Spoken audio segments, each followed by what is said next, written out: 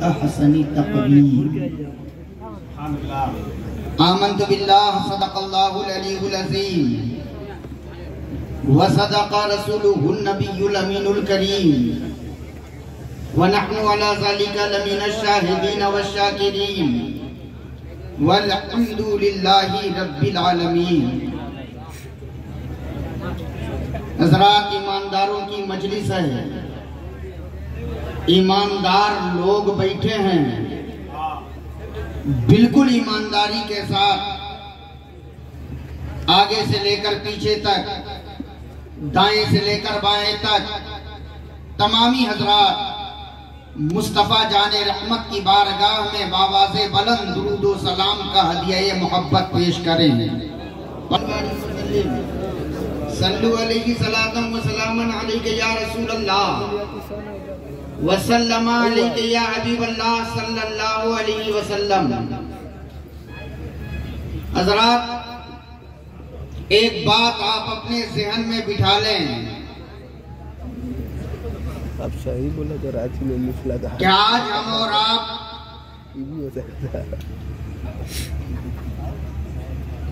यहाँ किसी लीडर के नाम पर जमा नहीं हुए हैं। क्या बात है, जिंदाबाद। आज हम और आप यहाँ किसी दुनियादार के नाम पर नहीं आए हैं। यहाँ जो भी आया है हजरत लाल शाह की मोहब्बत में आया है। और याद रखिएगा, यहाँ कोई भी खुद से नहीं आया है। उलमा की तवज्जो चाहिए। क्या बात है, यहाँ कोई भी खुद से नहीं आया, खुद से नहीं आया है। जिसे लाल शाह ने चाहा है वही आया है। जिसे उन्होंने बुलाया है वही आया है। अब अगर चाहते हो आप कि हम लाल शाह का फैजान मुकम्मल अपने दामन में समेट करके गाएं, तो फिर आपकी भी जिम्मेदारी है कि मुकम्मल तरीके से बैठें। वरना अगर किसी को जाना है तो वो उठ करके जा सकते हैं। बिल्कुल ज़हन को हाजिर करके बस थोड़ी देर मेरी गुफ्तगू को समाप्त करें। अभी मुझसे पहले हजरत शाहनवाज हसन साहब ने ना तो मनक़बत के खूब अशआर आप हजरात को सुनाए। जब ये पढ़ रहे थे तो मेरे ज़हन में एक शेर गर्दिश कर रहा था कि हम मुसलमान हैं, हमारा रहनुमा कुरान है। अगर सुभान अल्लाह बोल सकते हैं तो बोलिएगा,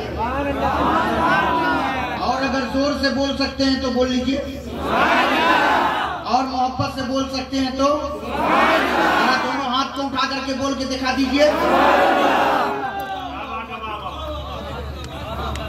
मैं बहुत कम पढ़ा लिखा मौलवी हूँ, बस अपने उलमा की सपोर्ट चाहता हूँ। बस थोड़ा सा अगर आप हजरात सपोर्ट कर देंगे तो इंशाअल्लाह हम भी आगे बढ़ जाएंगे और आपकी मोहब्बतों के दस्तरखान पे हमारा भी नाम लिख जाएगा। मोहब्बत से बोलें और प्यार से। हम मुसलमान हैं, हमारा रहनुमा कुरान है। इसमें जो कुछ है हमारा दीन है, हमारा ईमान है। इसमें जो कुछ है हमारा दीन है, हमारा ईमान है। और अनवर साहब अल्हम्दुलिल्लाह सिर्फ स्टेज की दुनिया के फनकार नहीं, अल्हम्दुलिल्लाह रात के वक्त बड़ों को पढ़ाते हैं तो दिन के वक्त बच्चों को पढ़ाते हैं। अल्हम्दुलिल्लाह ये मास्टर भी है। मास्टर अनवर साहब ये शेर सुने कि मैं एक दिन जुल्म के चेहरे को आखिर नोच डालूंगा। हाँ हाँ, मैं एक दिन जुल्म के। हजरत अल्लामा शाह हुजूर मोहम्मद शफीक अलीवी साहब क़िबला मक़दसिल्लाहुल आली व नूरानी तशरीफ फरमा है। अफसोस है कि हजरत ऊपर नहीं है, नीचे बैठे हुए हैं। दुआ करें कि अल्लाह ताला हजरत को मुकम्मल सेहत तंदुरुस्ती अता फरमाए। हजरत की दुआओं को लेकर मैं आगे बढ़ूं। मैं एक दिन जुल्म के चेहरे को आखिर नोच डालूंगा। मेरे हाथों में जुगनू है, अंधेरा कुछ नहीं कहता। अब तलातुम खुद ब खुद बेताब रहता है सलामी को। अगर तैराक अच्छा हो तो दरिया कुछ नहीं कहता। दरिया कुछ नहीं कहता। तो दरिया कुछ नहीं कहता। हजरात, यहाँ जितने बैठे हैं, अल्हम्दुलिल्लाह, अल्लाह का शुक्र है कि हम सब यहाँ इंसान बैठे हैं। किसी को अपने इंसान होने पर शक हो तो वो ना बोले। हम सब क्या हैं? क्या हैं? बस सेहन को करीब कीजिए। अल्लाह तबारक व तआला जल्ला मजदूर करीम का हम पर और आप पर इतने एहसानात हैं, इतने एहसानात हैं कि अगर हम परवरदिगारे आलम के एहसानात को गिनना चाहें, शुमार करना चाहें, तो गिनते गिनते थक जाएंगे, मर जाएंगे, कैलकुलेशन का निजाम फेल हो जाएगा, हिद से खत्म हो जाएंगे, मगर हम अपने रब के एहसानात को शुमार ही नहीं कर सकते। इतने एहसानात हैं मेरे परवरदिगार का हम पर और आप पर, लेकिन तमाम एहसानों में परवरदिगार आलम का हम पर और आप पर जो सबसे बड़ा एहसान है वो ये है कि मेरे रब ने हमें और आपको लाखों करोड़ों अनवाओ अक़साम की मखलूकात में से चुन करके मेरे रब ने हमें और आपको इंसान बना दिया। क्या बनाया? पूरा मजमा बोले, क्या बनाया? 5 मिनट आप मेरा साथ दे दो, फिर मुझे अपने ऊपर भरोसा है। घंटा 2 घंटा तो संभाल ही सकता हूँ। मोहब्बत से बोले। मैं हमेशा एक जुमला कहता हूँ, सिंगल हड्डी देख करके घबराइएगा नहीं।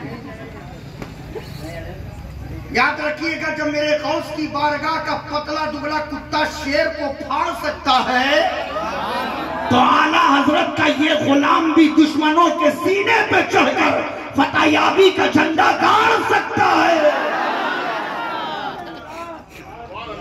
अल्लाह ने हमें और आपको क्या बनाया? क्या बनाया?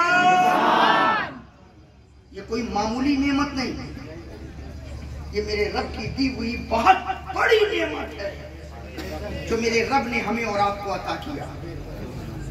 वरना हम सोचे, वो मेरा रब चाहता तो हमें कोई जानवर बना देता, हम क्या कर लेते?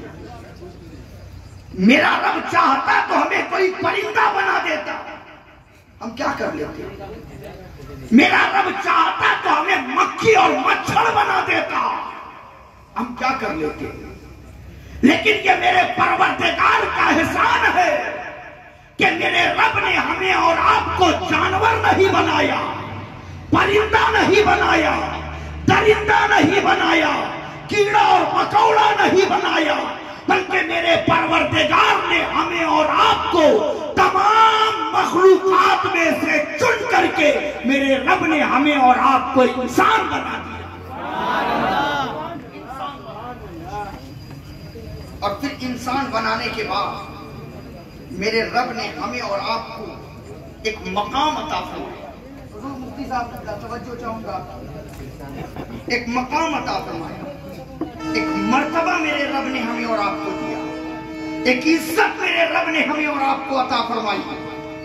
मकाम क्या दिया?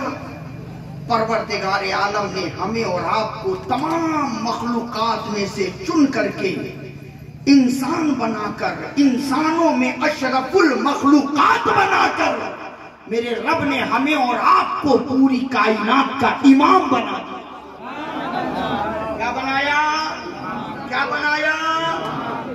इमाम बनाया। और आगे बढ़े, इंतजार करो मैं कहना क्या चाहता हूं।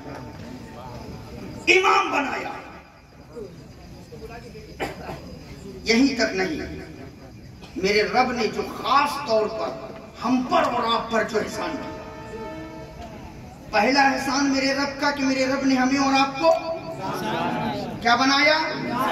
आज इंसानों की कमी नहीं है, गली गली में इंसान, नगर नगर में इंसान, शहर शहर में इंसान, गांव देहात कस्बा में इंसान, हर तरफ इंसान ही इंसान। मशरिक की तरफ देखो तो इंसान, मगरिब की तरफ देखो तो इंसान, शुमाल की तरफ देखो तो इंसान, जुनूब की तरफ देखो तो इंसान, हर तरफ इंसान ही इंसान। अगर कोई हिंदू है तो वो भी इंसान, अगर कोई मजूसी है तो वो भी इंसान, अगर कोई ईसाई है तो वो भी इंसान, अगर कोई यहूदी है तो वो भी इंसान, अगर कोई राफजी है तो वो भी इंसान, अगर कोई कादियानी है तो वो भी इंसान, अगर कोई बदअकीदा है तो वो भी इंसान, अगर कोई शिया है तो वो भी इंसान। हर तरफ इंसान ही इंसान। लेकिन मेरे परवरदिगार का हम पर और आप पर जो सबसे बड़ा एहसान है वो ये है कि मेरे रब ने हमें और आपको तमाम मखलूकात में से चुन करके इंसान बनाकर, इंसानों में अशरफुल मखलूकात बनाकर, मुस्तफा जाने रहमत की उम्मत में पैदा फरमाकर मेरे रब ने हमें और आपको मुसलमान बना दिया। ये मेरे रब का एहसान है कि मेरे रब ने हमें और आपको क्या बनाया, इंसान के साथ साथ मुसलमान बनाया। मेरे रब ने हमें और आपको मुसलमान बनाया।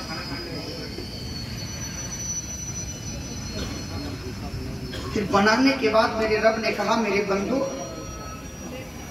जरा तुम अपनी आमद पर, अपनी खिलकत पर, अपनी बिसत पर गौर तो करो कि मैंने तुम्हें बनाया है तो किस तरीके से बनाया। मेरे बनाने का अंदाज क्या है, मेरे बनाने का तरीका कार क्या है। मैंने कायनात बनाई तो मेरे बनाने का अंदाज क्या था। और मेरे बंदे जब मैं तेरी जात को बनाया तो मेरे बनाने का अंदाज और तरीका कार क्या था। मैंने कहा मेरे परवरदिगार कहाँ देखूं। परवरदिगार आलम ने कहा मेरे बंदे जरा कुरान की तिलावत कर, सूरे यासीन शरीफ की तिलावत कर, उसका तर्जमा पढ़, तब तुझे पता चलेगा कि मैंने कायनात बनाई तो मेरे बनाने का अंदाज क्या था, और जब मैंने तेरी जात बनाई तो मेरे बनाने का अंदाज और तरीका कार क्या था। जब मैंने कुरान की तिलावत की, सूरे यासीन शरीफ की तिलावत की, परवरदिगार आलम कुरान मुकद्दस में इरशाद फरमा रहा है, इन्नमा अमरुहु इज़ा अरादा शयअन अन यक़ूल लहू कुन फयकून। जब भी मैंने कायनात में किसी चीज को पैदा करने का इरादा किया तो रब कह रहा है मैंने कुन का इशारा किया, फयकून वो बनती गई। मैंने जमीन को पैदा करना चाहा, मैंने कुन का इशारा किया, जमीन बन गई। मैंने आसमान को पैदा करना चाहा, मैंने कुन का इशारा किया, फयकून जमीन आसमान बन गए। मैंने चांद सूरज सितारों को पैदा करना चाहा, मैंने कुन का इशारा किया, फयकून वो पैदा होकर चमकने और दमकने लग गए। मैंने जानवरों को पैदा करना चाहा, मैंने कुन का इशारा किया, फयकून वो पैदा होकर जमीन पर चलने लगे। मैंने फरिश्तों को पैदा करना चाहा, मैंने कुन का इशारा किया, फयकून वो नूर से पैदा होकर मेरी इबादत में लग गए। मैंने जिन्नातों को पैदा करना चाहा, मैंने कुन का इशारा किया, फयकून वो आग से पैदा होकर जमीन पर चलने लगे। मैंने पहाड़ों को पैदा करना चाहा, मैंने कुन का इशारा किया, फयकून वो पैदा होकर जमीन पर सीना तान कर खड़े हो गए। मैंने दरियाओं को पैदा करना चाहा, मैंने कुन का इशारा किया, फयकून वो पैदा होकर मौजें मारने लगे। लेकिन मेरे बंदो जब तुम्हें बनाने की बारी आई तो मैंने तुम्हें कुन के इशारों से नहीं बल्कि खलक़तुहू बियदैया, मैंने पूरी कायनात बनाई तो कुन के इशारों से।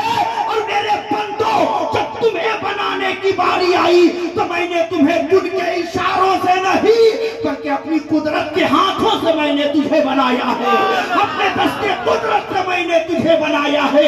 सारी कायनात को मैंने लफ्ज़े कुन से बनाया और मेरे बंदो मैंने तुम्हें अपनी कुदरत के कुन से बनाया।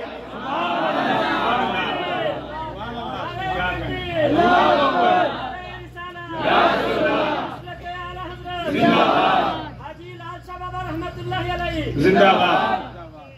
और बनाने के बाद मेरे बंदो मैंने तुम्हें ऐसा संवारा, ऐसा सींचा, ऐसा हसीन बनाया, ऐसा खूबसूरत बनाया, मैंने तुझ पर अपनी कुदरत के ऐसे नजारे दिखाए कि मेरे बंदे देख, दुनिया के अंदर मैंने बेशुमार इंसानों को पैदा किया है, दुनिया के अंदर मैंने अनगिनत इंसानों को पैदा किया है। कितने दुनिया में आए, कितने हैं, कितने चले गए, कितने कयामत तक आएंगे, लेकिन मेरे बंदों जरा गौर करो, मैंने बनाया हर एक को है, हर एक को मैंने बनाया, लेकिन मेरे बंदों मेरे बनाने का अंदाज देखो, मेरे बनाने का तरीका कार देखो। मैंने आंखें सबकी एक, मैंने सबको को आंखें एक जैसी अता की, मैंने लब सबको एक जैसे अता किए, मैंने दांत सबको एक जैसे दिए, मैंने कान सबको एक जैसा दिया, मैंने सबों को 2 हाथ दिया है, मैंने सबों को 2 पांव दिया है।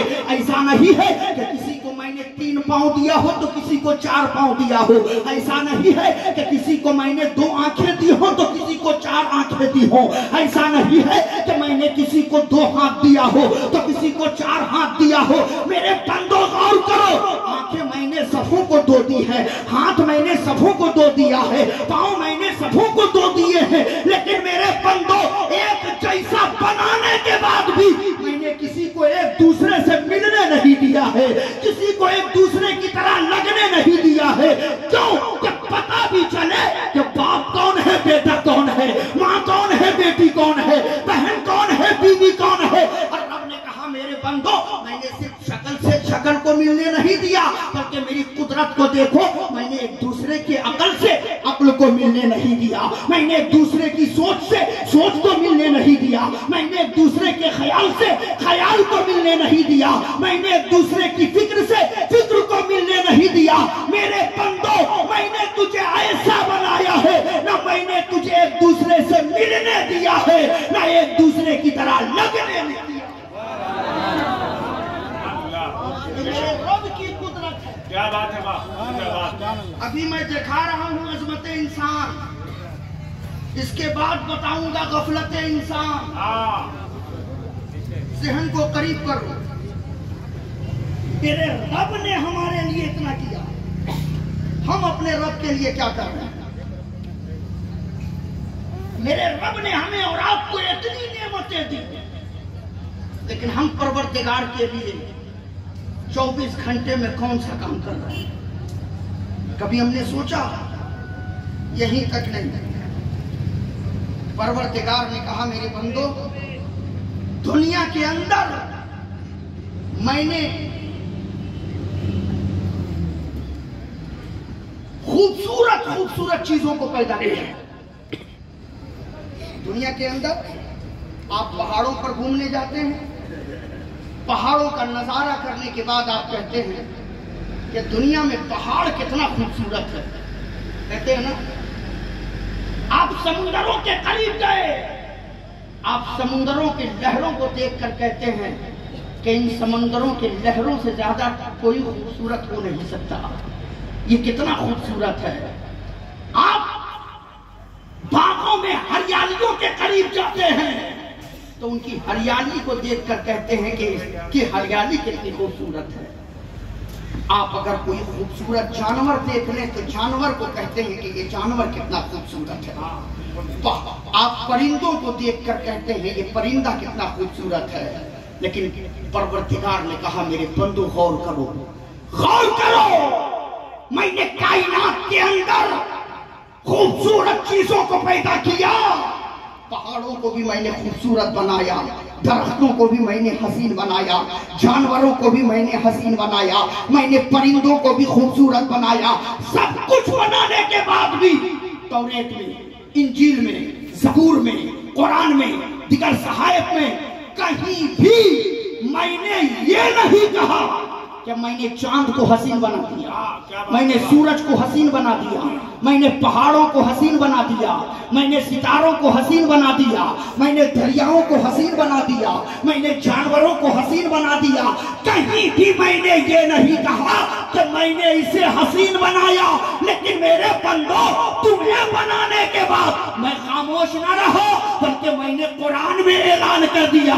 और सिर्फ ऐलान ही नहीं बल्कि कसमें उठा उठा कर मैंने कहा, वह तीन वह ज़ैतून वह तूर सीनीन व हाज़ल बलदिल अमीन लक़द खलक़नल इंसान फी अहसनि तक़वीम। मुझे तीन की कसम, ज़ैतून की कसम, तूर सीना की कसम, महबूब तेरे शहर की गलियों की कसम, मैंने पूरी कायनात को हसीन बनाया है और इंसानों को हसीन नहीं बल्कि हसीनों का सरदार बना दिया। नारे तकबीर, नारे रिसालत। इंसानों को रब ने हसीनों का सरदार बनाया।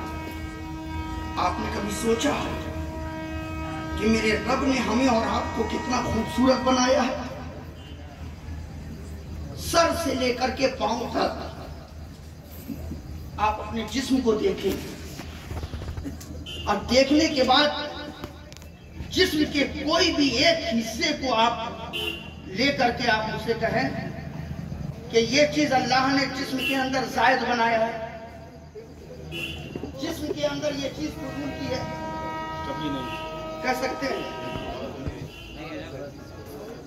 जिस्म के अंदर कोई भी एक हिस्सा फजूल का हो, बेकार हो, जिसको काट करके छांट करके हटा दिया जाए, सर से लेकर के पांव के नाखून तक अल्लाह ने हमें और आपको ऐसा खूबसूरत बनाया, ऐसा हसीन बनाया कि मेरे रब ने कहा, मेरे बंदो मैंने कायनात के तमाम हुस्न को समेट कर मैंने तेरे चेहरे पे रख दिया और तुझे पूरी कायनात का इमाम बना दिया। और आगे बढ़े, बात समझ में आ रही है? और आगे बढ़े। दुनिया का पहला इंसान कौन? बुलंद आवाज से बोलिए। आदम। दुनिया का पहला इंसान, पहला इंसान आदम अलैहिस्सलाम, पहला इंसान। और वफादार बेटा वही है जो अपने बाप का नाम हमेशा याद रखे। क्या बात है, वाह। वफादार बेटा अपने बाप का नाम हमेशा याद रखे। वही बेटा अपने बाप का गद्दार होता है जो अपने बाप का नाम भूल जाता है। अब तो दुनिया उसे हलाल ही नहीं देती जो अपने बाप का नाम ही ना जाने। सही है कि नहीं? अल्हम्दुलिल्लाह हम सब आदम की औलाद हैं। हम सब बुलंद आवाज से बोले, हम सब आदम की औलाद। दुनिया का पहला इंसान हजरत आदम है। यहीं पे ठहर करके एक नुक्ता मेरे जहन में आ रहा है, बयान करता हुआ चलूं आगे। अल्लाह ने इंसान को बनाया, इंसानों के जिस्म के अंदर मेरे रब ने दो चीजों को रखा। कितनी चीजें? कितनी चीजें? दो चीजें क्या हैं? एक है जिस्म और एक है रूह। एक है जिस्म और एक है जिस्म और एक है। ये दो चीजें हैं, ये दो चीजें हैं। और याद रखिएगा, मौत जिस्म को आती है, रूह को नहीं। क्या बात है, वाह। मौत जिस्म को आती है, जिस्म को आती है। मैं लफ्ज़ी बातें करना नहीं जानता और ना हाहा वाली तकरीर करना जानता। बेशक मेरी कोशिश यही होती है कि बात वो करूं जो कुरान और हदीस के हवाले से हो, और उन्हीं बातों को मैं अपने अंदाज में सहल करके, तोड़ करके हर एक के ज़हन तक उतारने की कोशिश करता हूं। दो चीजें, एक है जिस्म और एक है रूह। मौत जिस्म को आती है, रूह को नहीं।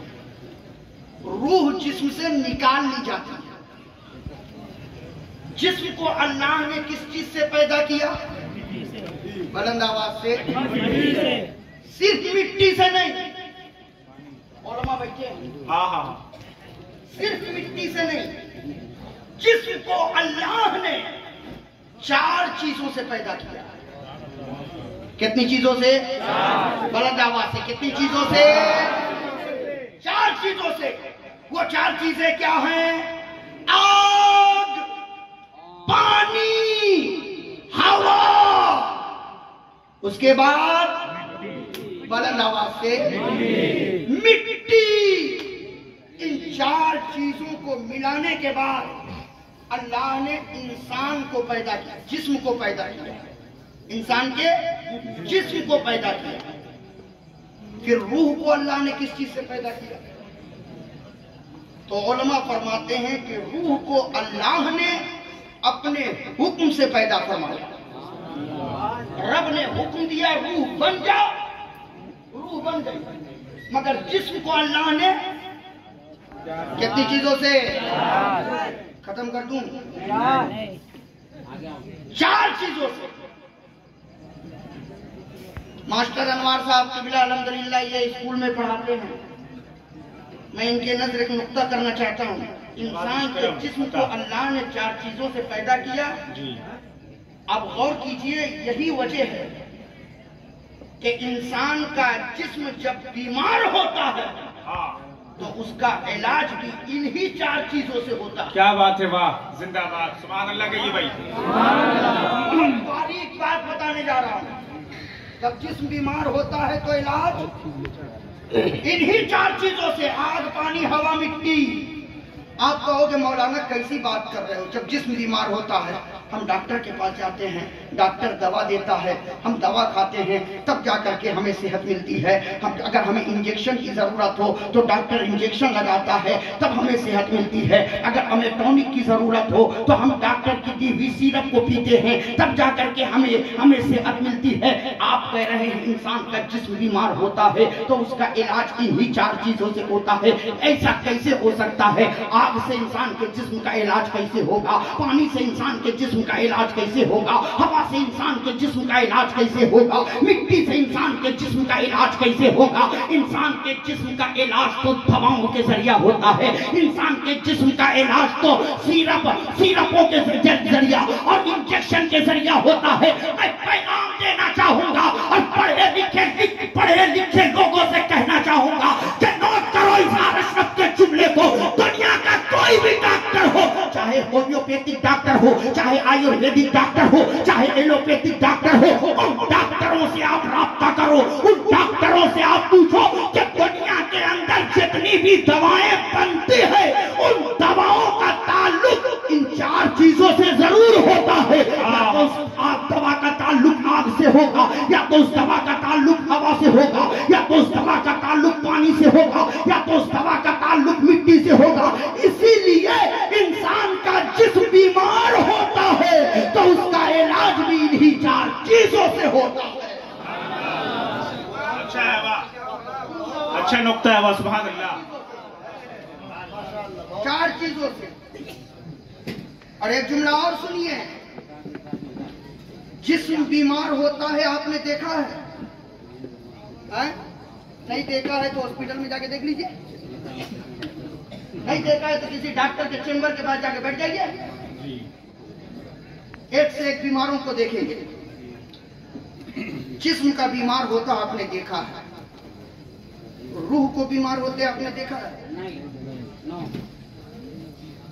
रूह बीमार होते देखा? नहीं देखा है ना? मैं दिखा दूं?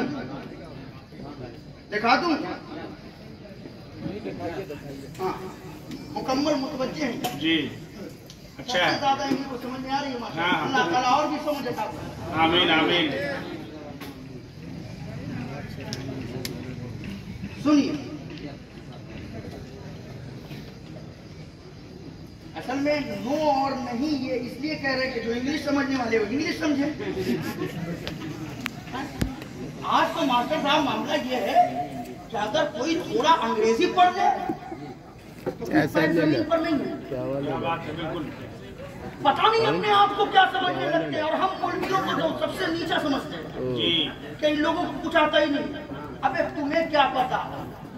हाँ हाँ हाँ हाँ, क्या जुमले हैं, वाह। 10 साल 12 साल ये मौलवी मदरसे में रह करके घास नहीं छीलते हैं। अल्हम्दुलिल्लाह मदरसे में रहकर दुनिया भी समझते हैं और दीन भी पढ़ते हैं। दुनिया भी समझते हैं और दीन भी समझते हैं। एक सेठ साहब थे, कश्ती पे सवार हुए, मल्लाह कश्ती लेकर के चला। सेठ साहब ने मल्लाह से पूछा, मल्लाह जरा सा, अब हजरत ने एक बात बहुत अच्छी इन्होंने अभी तस्करा कर दिया। अभी इस साल जो नीट का रिजल्ट निकला है, नीट जिसमें लोग MBBS करते हैं, डॉक्टर बनते हैं, उसमें 10 बच्चे मदरसा से फारिग बच्चों ने नीट क्वालिफाई किया है और 720 में से 600 नंबरात उन्होंने रखे हैं और उनका government hospital and medical college and hospital में उनका एडमिशन होने जा रहा है। ये 10 बच्चे आपके मुख्तलिफ सूबों से हैं और ज्यादा साउथ के बच्चे हैं।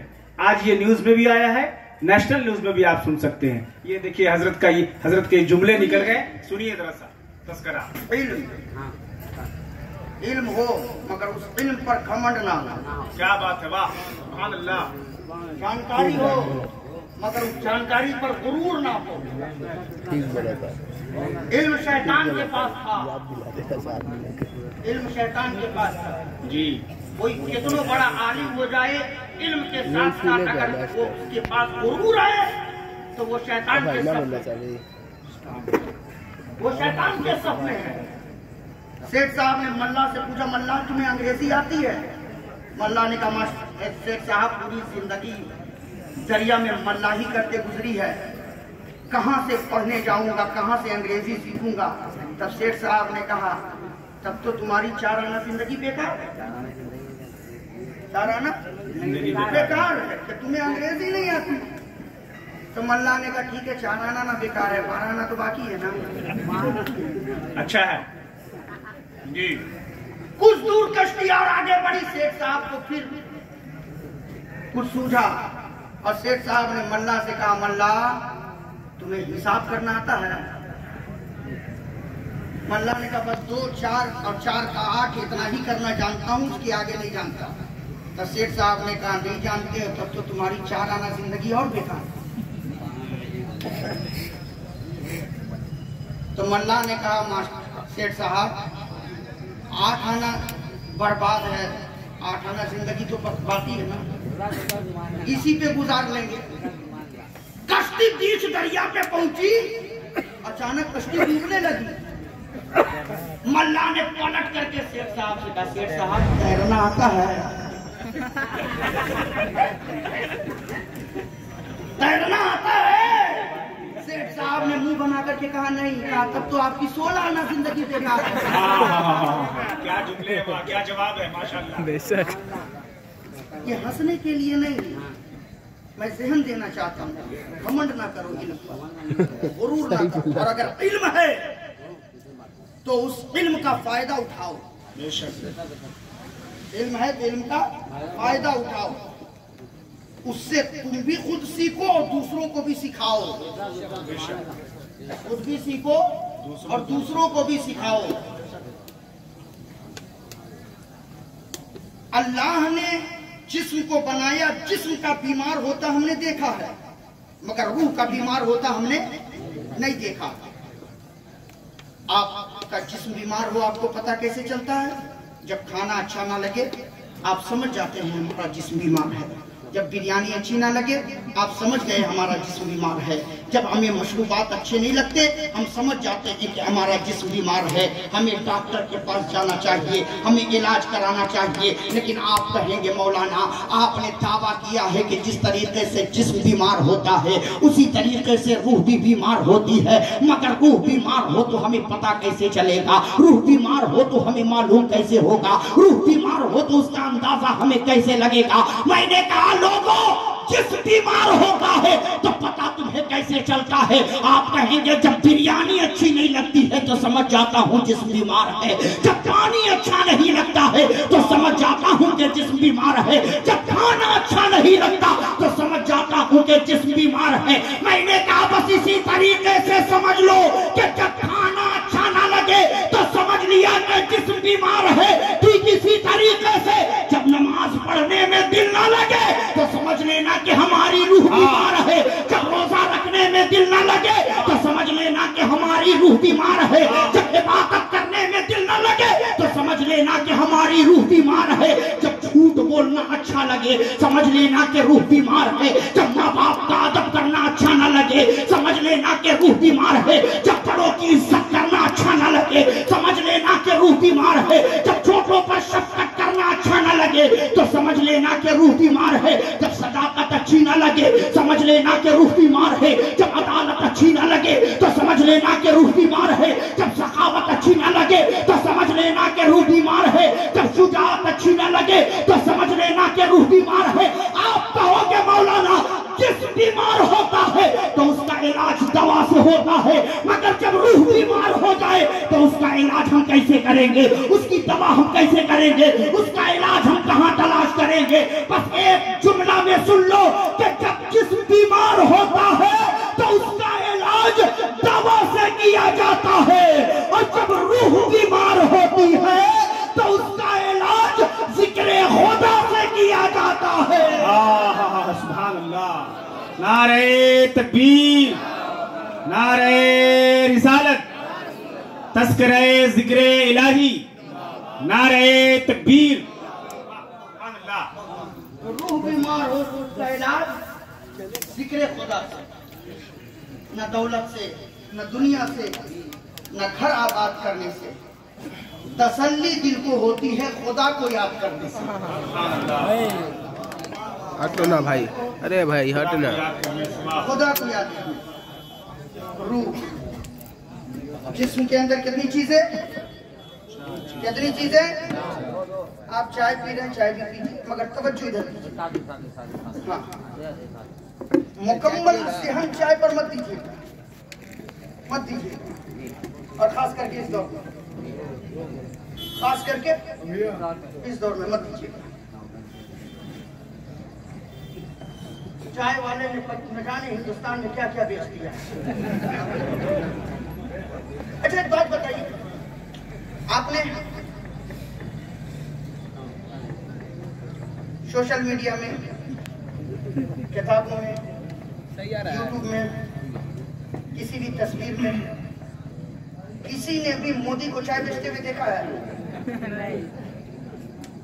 देखा है किसी ने मोदी जी को चाय बेचते हुए? किसी ने नहीं देखा कि मोदी जी पहले चाय बेचते, लेकिन सबको यकीन है, सबको यकीन है कि ये चाय वाले हैं। चाय बेचते हुए किसी ने नहीं देखा, मगर सब उस पर यकीन कर रहे हैं, और यहाँ पूरा हिंदुस्तान बेच दिया है, मगर किसी को यकीन नहीं होता। सोचिए, ज़हन को करीब कीजिए। रूह, जिस्म के अंदर कितनी चीजें? मैं कुछ समझाना चाहता हूँ। दो चीजें, एक जिस्म और एक है रूह। हाँ, रूह के अंदर भी दो चीजें, रूह के अंदर भी दो चीजें। वो क्या है? एक है रूह और एक है रूहानियत। एक है रूह और एक है रूह और एक है रूहानियत। आप कहेंगे मौलाना रूह क्या है और रूहानियत क्या है? रूह और रूहानियत में आसान फर्क ये है, हमारे जिस्म के अंदर रूह है, मास्टर अनवार साहब के जिस्म के अंदर रूह है, यहाँ हमारे जितने उलमा हैं सबों के जिस्म के अंदर क्या है? रूह है। इस जलसे में कोई भी इंसान ऐसा नहीं बैठा है जिसके अंदर रूह ना हो, और जिसके जिस्म के अंदर रूह ना हो वो जमीन के ऊपर नहीं रहता है, वो जमीन के नीचे होता है। रूह ना हो तो कहाँ रहेगा? जमीन के नीचे। सबके जिस्म के अंदर क्या है? पीछे वाले भी बोल दे, क्या है? रूह है। तो रूहानियत क्या है? तो उलमा ने बयान फरमाया कि जो बंदा खुदा का हो जाता है, जो बंदा खुदा का हो जाता है, अल्लाह की मोहब्बत में अपने वजूद को फना कर देता है, परवरदिगार उसे रूहानियत अता फरमा देता है। रूह और रूहानियत में फर्क ये है कि रूह वाला दुनिया से जाता है तो दुनिया महीना, 2 महीना, साल, 2 साल, 5 साल के बाद उसे भुला दिया करती है। दुनिया उसे भूल जाया करती है। बाप मर जाए तो चंद महीनों के बाद बेटा भूल जाता है। माँ मर जाए तो चंद महीनों के बाद बेटे औलाद भूल जाते हैं। शौहर मर जाए तो चंद सालों के बाद बीवी भूल जाती है। बीवी मर जाए तो बस कुछ ही दिनों के बाद शौहर भूल जाता है। याद रखना, ये जो दुनिया से जाने वाले जा रहे हैं और लोग इन्हें भुला दे रहे हैं इसलिए कि ये सिर्फ रूह वाले हैं। रूह वाला दुनिया से जाता है तो उसे भुला दिया जाता है, मगर जो रूहानियत वाला होता है दुनिया उसे फरामोश नहीं करती है, दुनिया उसे भुलाया नहीं करती है। आज न जाने कितने साल का अरसा गुजर गया इस दुनिया से गए हुए हजरत लाल शाह को, मगर आज भी दुनिया इन्हें याद कर रही है।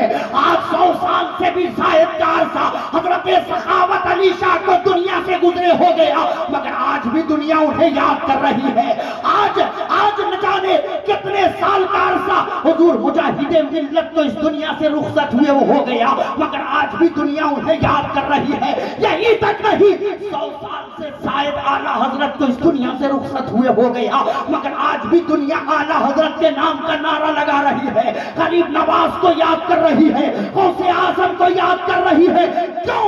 तो जवाब मिलेगा कि ये अल्लाह वाले सिर्फ रूह वाले नहीं बल्कि रूहानियत वाले हैं, और जो रूहानियत वाला होता है वो जमीन पर होता है तो भी याद किया जाता है, और जमीन में होता है तो भी याद किया जाता है। क्या बात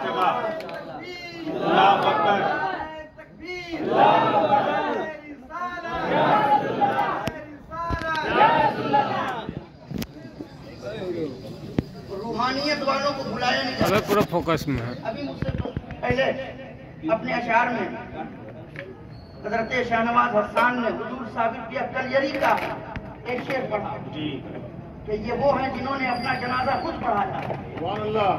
जनाजा खुद पढ़ाया। कैसे पढ़ाया? क्यों? इसलिए कि ये रूहानियत वाले हैं, ये रूहानियत वाले हैं। इन्हें मिटाया नहीं जा सकता, इन्हें खत्म नहीं किया जा सकता, इसलिए अल्लाह वालों से दिल लगा के रखो। आज हजरत लाल शाह का उर्स मना रहे हो ना, कुछ लोगों को इतराज होता है कि आप लोग उर्स क्यों मनाते हैं जी, उर्स क्यों मनाते हैं? कुछ लोगों को इतराज होता है कि आप वलियों के दरबार में क्यों जाते हैं? कुछ लोग कहते हैं कि वली के पास जाकर के हाथ फैला करके आप लोग क्यों दुआ करते हैं? मैं उन्हें जवाब देना चाहूंगा, याद रखना, हम वलियों के दरबार में इसलिए जाते हैं कि वली की बारगाह वो बारगाह है जहां दुआ कबूल होती है। जहां दुआ, अगर दुआ कबूल ना हो तो वलियों के दरबार में जाकर दुआ करो।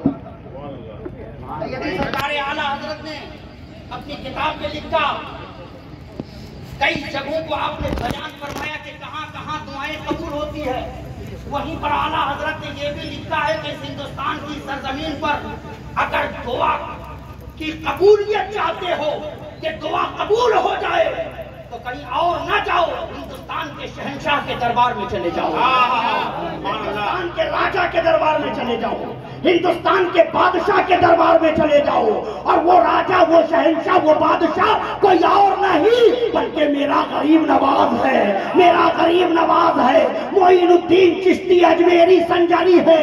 अरे आज बज़ाहिर हुकूमत की कुर्सी पर कोई भी बैठा है, मगर हुकूमत मेरे ख्वाजा कर रहे हैं, हुकूमत मेरे ख्वाजा चला रहे हैं। याद रखना, कल इब्राहिम लोधी था तो भी हुकूमत मेरे ख्वाजा की थी, आज नरेंद्र मोदी है तो भी हुकूमत मेरे ख्वाजा की है।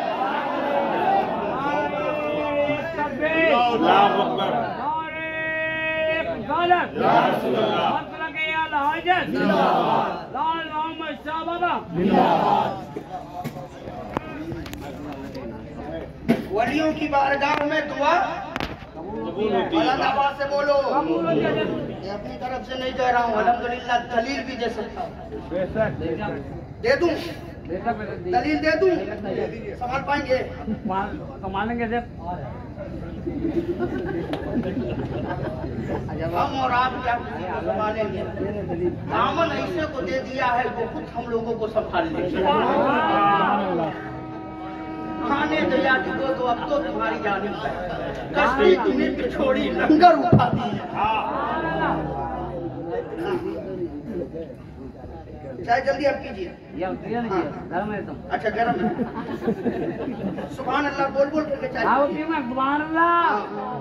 नारे तकबीर, नारे रिसालत, अल मदीना चल मदीना।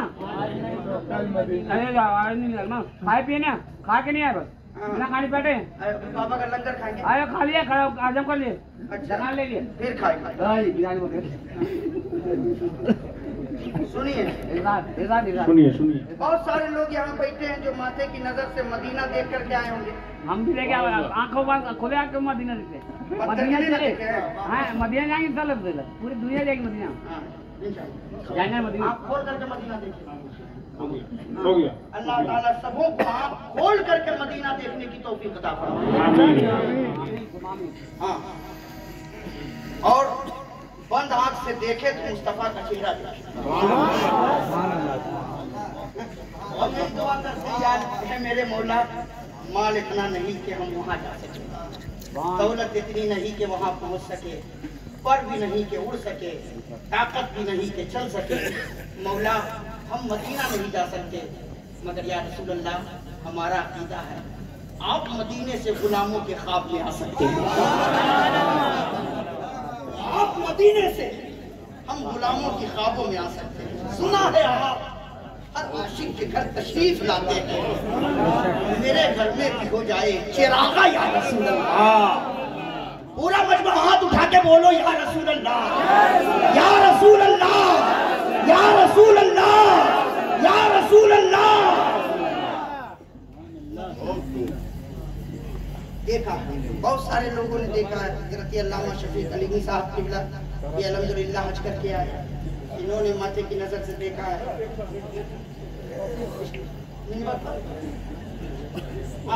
आप गए माशाअल्लाह। अल्लाह ताला हमारे तमाम उलमा को जल्द से जल्द सिर्फ गुमराही नहीं हज करने की भी तौफीक अता फरमाए। गुमराही और हज भी। सुनिए हजरत अल्लामा शफीक अली साहब अल्हम्दुलिल्लाह हज करके लौटे हैं। हजरत कितने ऐसे भी होंगे जो इस साल हज करके आए होंगे। आप हजरत से पूछे कि हज करने के लिए गए, सुनिएगा सुनिए वलियों की बारगाह में कैसे दुआ कबूल होती है, कैसे हज करने के लिए हजरत गए। हज के अरकान में जरूरी है, लाजिम है कि जहां हज के तमाम अरकान को अदा करना है वहीं पे मैदान अरफात में भी दाखिल होना है। में मैदान अरफात नहीं गए, अरफात में वकूफ नहीं किया और तमाम अरकान अदा कर लिए, हज हुआ ही नहीं, हज हुआ नहीं। हज के लिए शर्त है, लाजिम है अरफात में जाना। और दुनिया के अंदर जितने भी मक्तबे फिक्र के लोग हैं सबों का ये मानना है, हर मक्तबे फिक्र के लोगों का ये मानना है कि अरफात का मैदान वो मैदान है जहां जो भी दुआ की जाए वो दुआ रब की बारगाह में कबूल होती है। हर मक्तबे फिक्र के लोगों का मानना है कि अरफात के मैदान में दुआ कबूल होती है। अरफात के मैदान में दुआ कबूल वजह क्या है, मामला क्या है? दुनिया के अंदर मैदान तो बहुत है, दुनिया के अंदर खाली जगह तो बहुत है। हिंदुस्तान में दिल्ली के अंदर बहुत बड़ा रामलीला मैदान है, वहां दुआ की कबूलियत क्यों नहीं होती? आपके राजगानपुर में भी बहुत सारे मैदान होंगे, वहां दुआ कबूल क्यों नहीं? लेकिन अरफात के मैदान ही में दुआ की कबूलियत क्यों?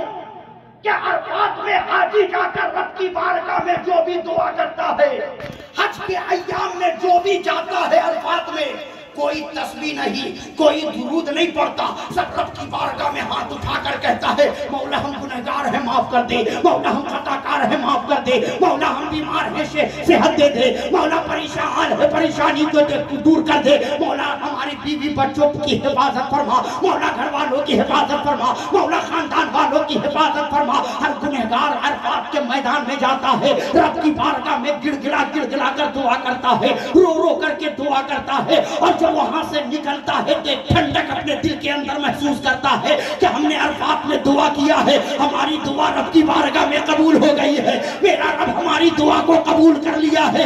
आखिर अरफात के मैदान में दुआ की कबूलियत क्यों? क्यों? मैदान है, लेकिन अरफात के मैदान में दुआ की कबूलियत? तो उलमा से पूछो, उलमा कहेंगे याद रखना अरफात का मैदान वो मैदान है जहां हम सबों के बाप, कौन है हम सबों के बाप? और हम सबों की माँ और दादी कौन? हजरत हव्वा। अरफात का मैदान वो मैदान है जहां हजरत आदम और हव्वा की मुलाकात हुई है। आदम और हव्वा की मुलाकात हुई है। अब दलील दे रहा हूं, सुनो। जो वहां दुआ कबूल होती है तो वलियों के दरबार में भी दुआ कबूल होती है। कैसे? आदम नबी है, आदम नबी है, और हजरत हव्वा रजी अल्लाह ताला अन्हा नबी नहीं है। औरत को ये मकाम नहीं दिया गया, ये मर्तबा, ये शर्फ अल्लाह ने नहीं अता किया कि औरत नबिया हो या औरत को पैगंबरी रब ने दी हो। नहीं, औरत को मेरे रब ने वलिया बनाया। औरत को रब ने, औरत वलिया हो सकती है। वलिया नहीं समझ रहे तो वली समझते हैं ना। मर्द को वली कहा जाता है और औरत को वलिया कहा जाता है। वलिया बनाया। हजरत हव्वा वलिया है और हजरत आदम नबी है। और अरफात का मैदान वो मैदान है जो नबी और वली की मुलाकात जहां हुई है, तब परवरदिगार आलम ने उस जगह को ऐसा बरकत वाला बना दिया कि जहां नबी और वली की मुलाकात हुई है, उस जगह को रब ने दुआ की मकबूलियत की जगह बना दिया है कि दुआ कबूल कराना हो अरफात के मैदान में आ जाओ। अब पता चला कि जो जगह नबी और वली की मुलाकात की जगह हो, जब वहां दुआ कबूल हो सकती है, तो जहां वली सरापा लेटा हुआ हो वहां दुआ कबूल क्यों नहीं हो सकती है? इसलिए हमारा अकीदा है कि लाल शाह के दरबार में चले जाओ, वहां दुआ कबूल होती है। सखावत अली शाह के दरबार में जाकर दुआ मांगो, वहां दुआ कबूल होती है। आला हजरत के दरबार में चले जाओ, वहां दुआ कबूल होती है। गरीब नवाज के मजार पे चले जाओ, वहां दुआ कबूल होती है। क्यों? इसलिए कि ये वली है और वली के दरबार को रब ने दुआ की कबूलियत की जगह बना दिया है। नारे तकबीर, नारे रिसालत, तस्करे मैदाने अराफात, नारे तकबीर। सुभान अल्लाह। इसलिए वलियों के दरबार में जाकर के दुआ की। मगर हम वलियों के यहाँ जाते हैं तो क्या मांगते हैं? दुआ करते हैं। वलियों के दरबार में आजकल जा करके मांगने वाला मांगता है तो कहता है लाल बाबा बहुत गनीमत है, इतना माल दे दीजिए, इतना दे दीजिए कि आज हम जिसको सलाम कर रहे हैं वो हमको देख के सलाम करें। कोई जाकर के मांगता है, हे लाल शाह आपकी बारगाह में आए हैं, झोपड़ी में रहते हैं, इतना दे दीजिए कि एक तल्ला बन जाए। अगर एक तल्ले में रहने वाला जाता है तो कहता है 2 तल्ला दे दीजिए। 2 तल्ले में रहने वाला कहता है 3 तल्ला दे दीजिए। 3 तल्ले में रहने वाला कहता है 10 तल्ला दे दीजिए। 10 तल्ले में रहने वाला जाकर कहता है इतना तल्ला दे दीजिए कि मास्टर अनवर साहब टोपी लगा करके हमारे तल्ले को देखे तो उनकी टोपी जमीन पर आ जाए। दुनिया के अंदर हम अल्लाह वालों के दरबार में जाते हैं तो जाकर के सिर्फ दुनिया मांगते हैं, सिर्फ दुनिया का सवाल करते हैं। याद रखना, अल्लाह वालों के दरबार में जाओ तो दुनिया भी मांगो और आखिरत भी मांगो। इसीलिए आप जब नमाज पढ़ने मस्जिद में जाओगे तो इमाम साहब दुआ में जो भी दुआ करें, मगर सबसे पहले हाथ उठाकर कहते हैं रब्बना आतिना फिद दुनिया हसना व फिल आखिरती हसना व क़िना अज़ाबन नार। ए अल्लाह, ए मेरे परवरदिगार, ए मेरे मौला, ए मेरे अरहम रहमीन, ए मेरे खालिक व मालिक, ए मेरे माबूद, हमें दुनिया अच्छी अता फरमा। यहीं पर बस नहीं करते, दुनिया मांगने के बाद फिर कहते हैं मौला सिर्फ दुनिया नहीं, हमें आखिरत भी अच्छी अता फरमा। दुनिया व आखिरत की नेमतें अता फरमा। रब की बारगाह में जब भी दुआ करो तो कहो मौला हमें दुनिया व आखिरत की नेमतें अता फरमा।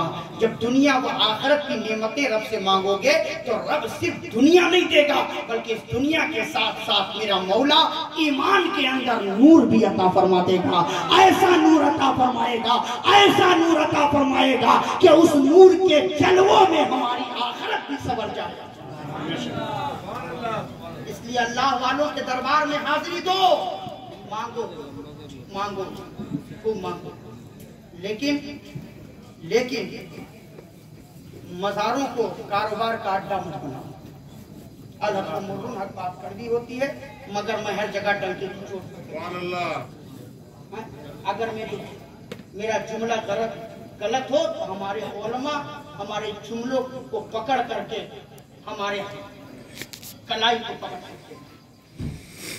वलियों के दरबार को कारोबार का अड्डा मत बनाओ। वलियों के दरबार में इस तरीके से न पेश आओ कि लोग बदसन होकर के बदसन आपसे होंगे, कहीं जबान से वलियों के खिलाफ कोई जुमला न निकल जाए,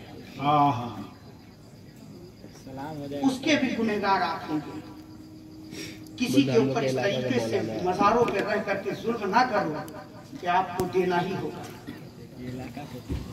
अजमेर में देखिए अभी एक वीडियो बहुत तेजी के साथ सोशल मीडिया पे बड़ी तेजी के साथ फैली, बहुत तेजी के साथ। वो वीडियो कौन सी है?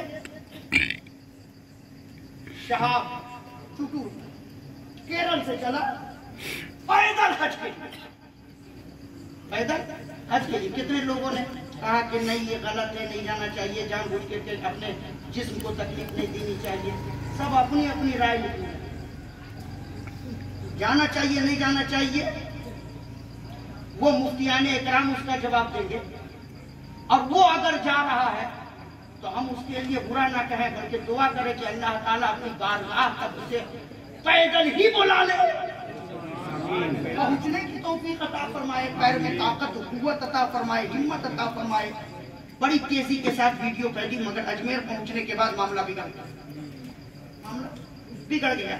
मैं कहीं एक जगह को निशाना नहीं बनाऊंगा, हर जगह को ये कहूंगा कि मजार के खुदामों से, उनके देख रेख करने वालों से, कि आने वाला मजारों पे आता है तो हर आदमी खुशहाल नहीं आता, बल्कि दिलों का बीमार भी आता है, मुसीबतों का मारा भी आता है, परेशानियों का लगा भी आता है, परेशान हाल भी आता है। अगर आ रहा है तो आप उसको लूट खसोट करके और बीमार ना बनाओ, बल्कि ऐसा इखलाक पेश करो कि यहाँ से जाए तो उसे ये महसूस हो कि ये अल्लाह वाले का करम है कि हम उनके दरबार में गए हैं तो हमें मोहब्बतों से नवाजा गया। सुभान अल्लाह, हमें मोहब्बतें दी गई, मोहब्बतें दी गई, इसलिए निशाना न बनाओ। बहुत तेजी के साथ शहाब चुटुर के वीडियो को लोग वायरल कर रहे थे, तो मैंने अपनी तकरीर में लखनऊ में मैंने कहा था कि सिर्फ वीडियो ही वायरल करोगे या कभी उस पर तवज्जो भी दोगे? ये कभी सोचा कि एक शहाब केरल से काबा जाने के लिए पैदल चल पड़ा और हम वीडियो ही शेयर करने में लगे हैं? कभी हम ये नहीं सोचे कि जब वो केरल से मक्का पैदल जाने को तैयार हो सकता है तो हम अजान सुन करके अपने घर से मस्जिद में नहीं जा सकते? अजान सुन करके अपने घर से निकल करके हम मस्जिद क्यों नहीं जा सकते? हम जाकर के मस्जिद में जाकर के इबादत क्यों नहीं कर सकते? सिर्फ वीडियो ही। अभी मास्टर अनवर साहब ने बहुत बड़ी बात कही कि बहुत अच्छा है कि हिंदुस्तान के आजादी के वक्त में सोशल मीडिया का दौर नहीं था। हाँ, वरना सब सोशल मीडिया पे लिख करके कहते कि हिंदुस्तान आजाद हो रहा है, दुआ करो, हिंदुस्तान आजाद हो रहा है, दुआ करो। और सिर्फ दुआ ही करते रहो घर के अंदर बैठ कर। जहाँ दुआ की जरूरत पड़ी है वहाँ मेरे बुजुर्गों ने दुआ की है। मैदान में निकलने की जरूरत पड़ी है वहाँ हमारे बुजुर्गों ने मैदान में निकल करके दुश्मनों का मुकाबला किया है। सब इस्लाम के परचम को गलत नहीं किया। हुसैन करबला में सिर्फ दुआ नहीं कर रहे थे, बल्कि आशूरे की रात हुसैन ने अपने खीमे में पूरी रात दुआ की है। तो सुबह मैदान में भी मेरे हुसैन मैदान में सुबह मैदान में भी निकले हैं। इसलिए अपने आप को समझो, अपने मर्तबे को समझो। मैं जहाँ से छोड़ा था फिर वहीं आकर के बात को मुकम्मल करने की कोशिश करूँ कि अल्लाह ने दुनिया के अंदर सबसे पहला इंसान किसको बनाया? बुलंद आवाज से बोलो, आदम अलैहिस्सलाम। ताकत है ना अभी आप रात को 5-10 मिनट बर्दाश्त करने की? जी हाँ, सकते हैं बर्दाश्त? सुनेंगे हम लोग। मैं वो नहीं हूँ तो माइक पकड़ लूँ तो बोलूँ तो बोलता रह जाऊँ, कोई सुने न सुने। मैं उतना ही चिल्लाता हूँ जितनी भूख लगी हो। हाँ, अगर आपको बार लग रहा है तो कह दीजिए, मैं अपनी तकरीर को यही कटकिस मार देता हूँ, फिर इंशाअल्लाह आऊंगा तो बोलूंगा। खत्म कर दूं? सलाम कर दिया जाए? नहीं तो नारा लगाइए।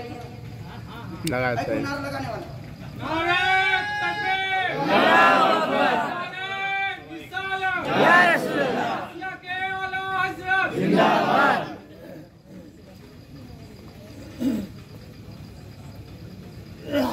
कोई ये सोच करके परेशान ना हो कि मौलाना मोहम्मद अहमद नक्शबंदी साहब ने जी परेशान ना हो। बस ये जहन में बिठा लेना कि जिसे उन्होंने चाहा तो उसे ही यहाँ बुलाया। और इस जलसे में मेरी पहली हाजिरी नहीं है जी, ये मेरी तीसरी हाजिरी जी, ये तीसरी तकरीर में है। अल्हम्दुलिल्लाह खूब अच्छे से जानते हैं। एक ही तकरीर नहीं, राजकानपुर, सुंदरगढ़ और खटपुर बहार, भिलाईगढ़, इन सब एरियो में बहुत सारी तकरीरें हुई हैं मेरी, इसलिए खूब करीब से जानता हूँ। हराम की तरफ मत बढ़ो। 1 रुपया कमाओ मगर हलाल का कमाओ। हलाल खाओ और अपने बच्चों को हलाल खिलाओ। क्या बात है। वरना हराम की कमाई ज्यादा दिनों तक नहीं रहेगी और हराम की कमाई हराम चीजों की ही तरफ निकल जाती है और आपको उसका एहसास नहीं होता। और हमारे और आपके घरों में बहुत सारी बीमारियां दे करके जाती हैं जो कभी हम और आप उसको समझ नहीं सकते हैं। लेकिन जिस दिन गौर कर लीजिएगा उसी दिन आपको बात समझ में आ जाएगी कि हराम का 1 रुपया, हराम का 100 रुपया बेकार है, हलाल की कमाई का 1 रुपया 100 रुपयों के बराबर है। इसलिए हलाल पर तवज्जो कीजिए। खुद भी हलाल खाइए, अपने बच्चों को भी हलाल खिलाइए। बच्चों को हलाल खिलाइएगा तो कल होकर के वो बच्चे अपने वालिदैन के गद्दार नहीं बनेंगे बल्कि अपने माँ बाप के वफादार बनेंगे। अपने माँ बाप के वफादार बनेंगे। दुनिया का पहला इंसान कौन है? आदम। लेकिन सुनिए,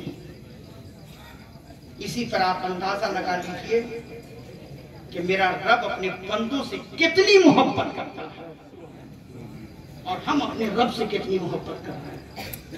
हम अपने रब के अहकाम पर कितना अमल कर रहे हैं। अल्लाह ने जब आदम को बनाया, आदम का मुजस्सिमा बनाया, तो तमाम फरिश्तों को दिया, फरिश्तों आदम को क्या करो, वाकया आपने सुना है। बस इसमें जो अहम मवाद है वो मैं आप तक पहुंचाना चाहता हूं। क्या कहा आदम को? बुलंद आवाज से बोले, क्या कहा आदम को? सजदा कर। सबों ने सजदा किया, एक अकड़ गया, बिखर गया। कौन था? कौन था? इब्लीस। इब्लीस वही है सबसे बड़ा 420, और उसी की औलाद है 24।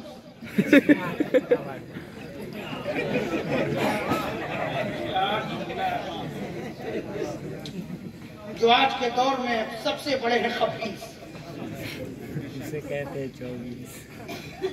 जो अपने आप को कहते हैं अहले हदीस, वो अहले हदीस नहीं है, वो अहले खबीस, वो है अहले खबीस। जी सुनिए, इब्लीस ने सजदा नहीं किया। अल्लाह ने कहा कि इब्लीस तूने आदम को सजदा नहीं किया, क्यों? कहा मिट्टी से, मयाक से, मैं ताकतवर हूं, इन्हें सजदा करूंगा? नहीं करूंगा। अकड़ गया, रब ने बाहर कर दिया। इब्लीस की इज्जत इतनी थी कि वो फरिश्तों का सरदार था, जन्नत के अंदर झूले में बैठ करके झूलता था, इल्म इतना के फरिश्तों को पढ़ाता था। इबादत इतनी कि कायनात के अंदर कोई जगह ऐसी नहीं जहां इब्लीस ने सजदा नहीं किया।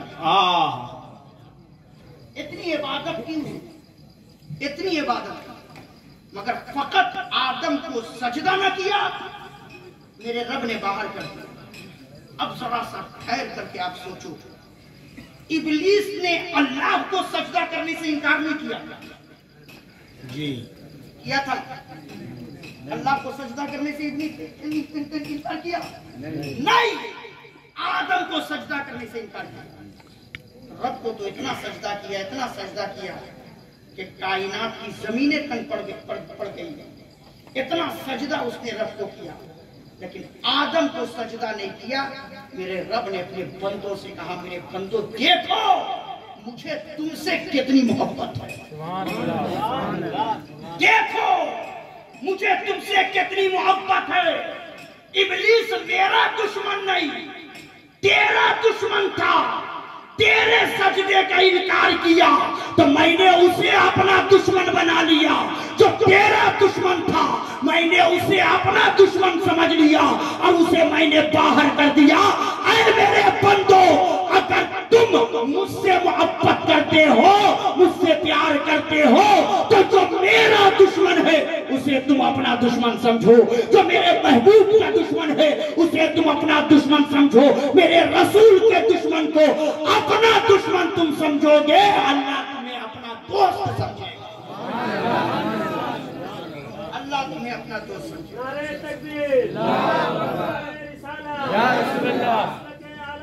जिंदाबाद, जिंदाबाद। लेकिन आज चंद पैसे हमें क्या मिल गए, थोड़ी शोहरत क्या मिल गई, थोड़ा उरूज क्या मिल गया, क्या आज हमारे पैर जमीन पर नहीं। आज अगर हमारे उलमा किसी ऐसे भी दुनिया में शख्स है कि अगर उन्हें कहे कि भाई पूरी जिंदगी क्या दुनियादारी के चक्कर में पड़े हो, कभी तो मस्जिद में आके सजदा कर लिया करो, तो जवाब मिलता है हजरत कि मौलाना आप लोग पूरी जिंदगी मस्जिद के गेट पे लटक के रह जाइएगा। आप लोग को क्या पता कि दुनिया किस चीज का नाम है, आप लोग को क्या पता कि दुनिया कितनी हसीन है। आप लोग जब देखिए तब नमाज, जब देखिए तब नमाज, नमाज ही पढ़ते रहेंगे तो हमारा कारोबार कौन देखेगा, नमाज पढ़ते रहेंगे तो हमारे बच्चों की परवरिश कौन करेगा, नमाज ही पढ़ते रहेंगे तो खाने पीने का इंतजाम कौन करेगा, हमारी जिंदगी के ऐशो आराम की चीजें कौन मुहैया करेगा। खाली कहते हो आप नमाज पढ़ो, नमाज पढ़ो, मैं ऐसे लोगों के, ऐसे ज़हन रखने वाले लोगों से पूछना चाहता हूँ, मेरा रब कह रहा है मेरे बंदे, आज तुझे ताकत मिल गई, दौलत मिल गई, इज्जत मिल गई, शोहरत मिल गई, तो तुम्हें बड़ा नाज है अपने ऊपर, बड़ा घमंड है अपने ऊपर। आज अगर तू नमाज पढ़ेगा तो तेरा कारखाना कौन देखेगा, तेरे खाने पीने का इंतजाम कौन करेगा? सुन, जरा अपनी जिंदगी की गियर को पीछे लगा और मुझे बता, जब तू माँ के पेट में था तो उस वक्त तुझे जिंदा किसने रखा था? जब तू माँ के पेट में था तो उस वक्त तेरे लिए खाने का इंतजाम कौन कर रहा था? जब तू माँ के पेट में था तो उस वक्त माँ के पेट में तुम्हें ऑक्सीजन कौन पहुंचा रहा था?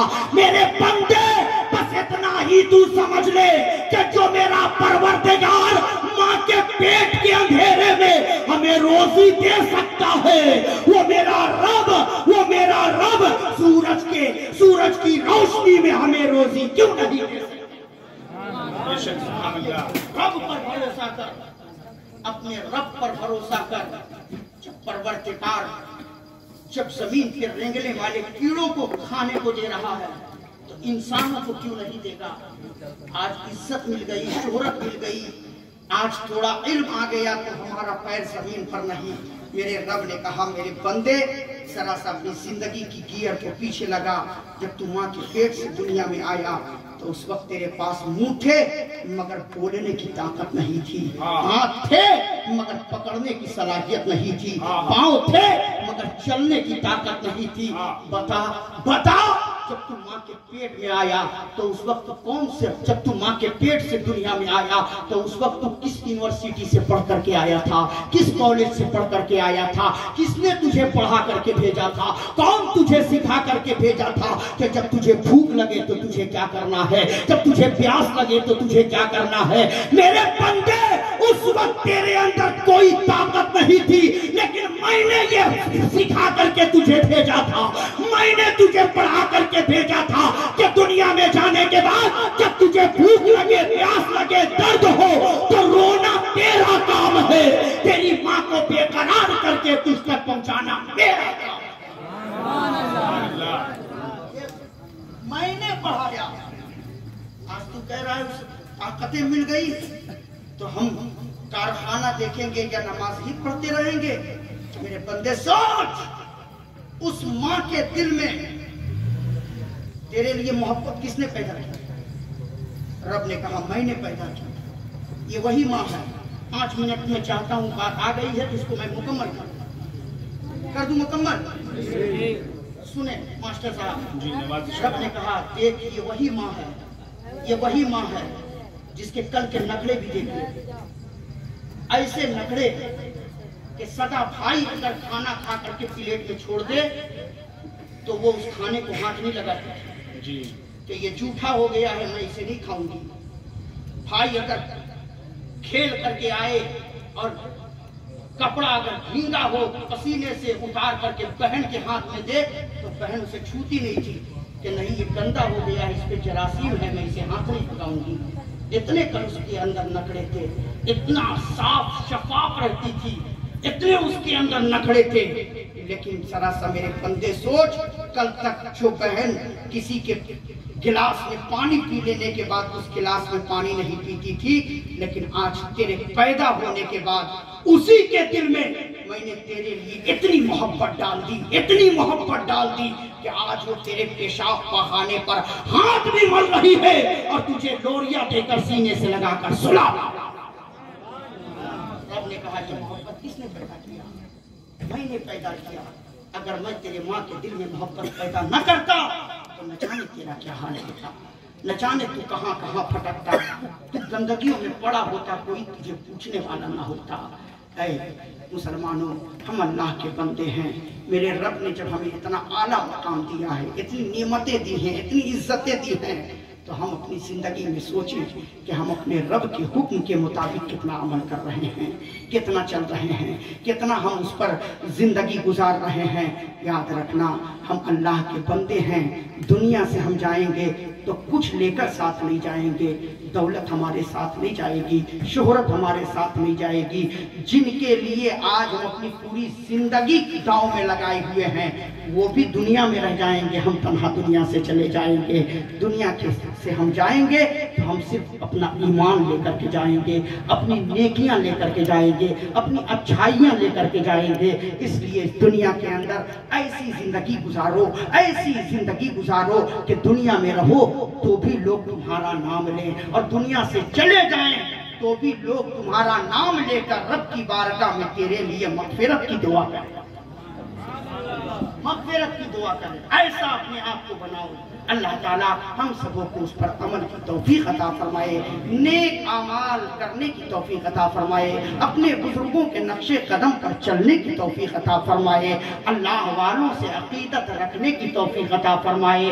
हम जिए भी तो अपने बुजुर्गों के नाम पर, दुनिया से जाएं भी तो इन अल्लाह वालों के नाम पर। आमीन सुम्मा आमीन। बजाए सय्यदुल मुरसलीन वमा अलैना इल्लल बलाग। अस्सलाम।